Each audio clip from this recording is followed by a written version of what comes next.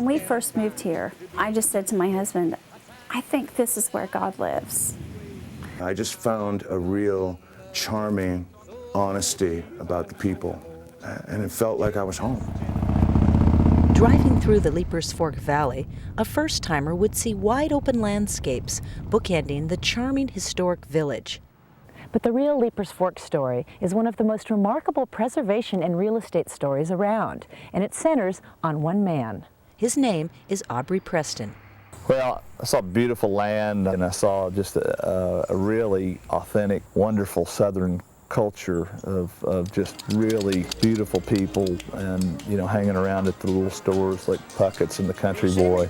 I just love it. I love everything about it. That's all the life. That's all the life. Preston's good friends Marty and Bruce Hunt ran the local antique store here for 30 years. But back in the mid-90s, when they saw a for sale sign go up on the 250-acre parcel at the entrance to town, they smelled trouble. And then Aubrey showed up, and we're going, Aubrey, you have to buy this property. He said, why do I want 250 acres in Leiper'S Fork? And we said, you have to buy this property because it's going to be a subdivision.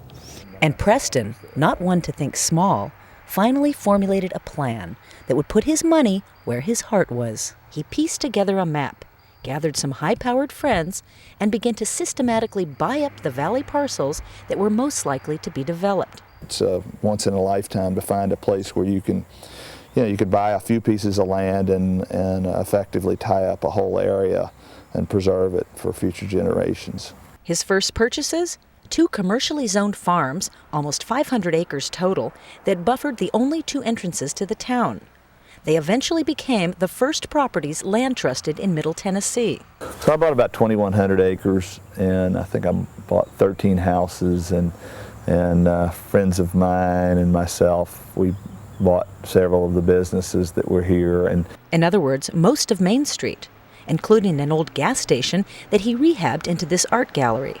But Preston was fairly new to this small town, and many of the locals were wary of his motives. I was accused of being here as a front person for Disneyland. I was accused of being here fronting for the Judds, and that it was going to be Juddland. Goose, who's one of my absolute lifetime best friends, he was very suspicious of me. I'm one of them, and man, now I can't thank him enough for it. I can't. I mean, he's preserving stuff for the future of the kids.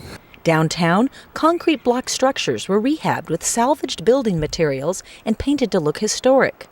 And soon, the real estate community took notice. When I started buying property, I bought, I think, 2,100 acres for about $2,000 an acre. The same property's probably 20 now. But with those higher real estate prices came another issue: how to keep the locals. The solution? A focus on community, with a constant stream of events, most of them free. Wow, what do you folks think? A few neighbors from Leiper'S Fork got together and played a little today. I've crawled over every inch of America, and this town right here where we're standing is the most glorious representation of what's right about America. Bruce always says that when you move to Leiper'S Fork, you become a better person. I really do believe that, because if you're not a good person, you're going to hear about it from somebody in this community real quick. Why would you go anywhere else? So Merry Christmas, everybody. And I won't be home no more.